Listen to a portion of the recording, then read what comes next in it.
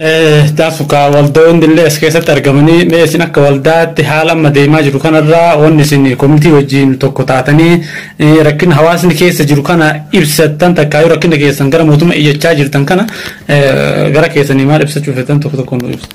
Bareeda galatoomaa jedha. Ani Kadiir Adam jedhama. Hoggana waldaa Siqqoo Mandooti.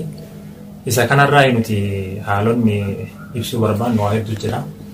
Achi keessaa egaa duraan dursinee pirezidaantii naannoo Oromiyaa obbo Lammaa Magarsaa pirezidaantii keenya kan duraa jechuudha.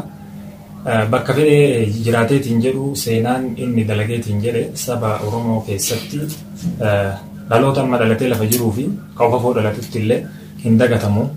Kana jechuun gartee qabsoon barattoonni qeerroo fi qarree addaa turan isaan fiixa baate isaan bilisoomni jechuudha. Akkasuma gartee isa qofaas miti muummichi ministeera Dr. Abiy Ahmed illee jechuudha. Biyyattiin alhamdulillahi rabbiin galanni haa gahu. Ammaan tana gartee muummichi ministeera kagartee waliigala gartee biyyattii Itoophiyaa bulchuutti jiru Oromoodha. Mirgi nama tokko ka gadi qabamee ka tokko ol qabamee ka tokko arrabsamee ka tokko faarfamuu miti. Qixa sirriitiin mush Itoophiyaa fi miti Afrikaa fi addunyaaf fakkeenya tahaa Dr. Abiy Ahmed nama akkasitti ilaalchi akkasiitiin addunyaan isa ilaalu jirtu. Nuti gartee dhaamsi kenna.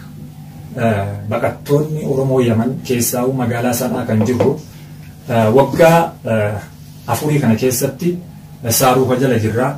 Miidhama guddaa keessa jirra.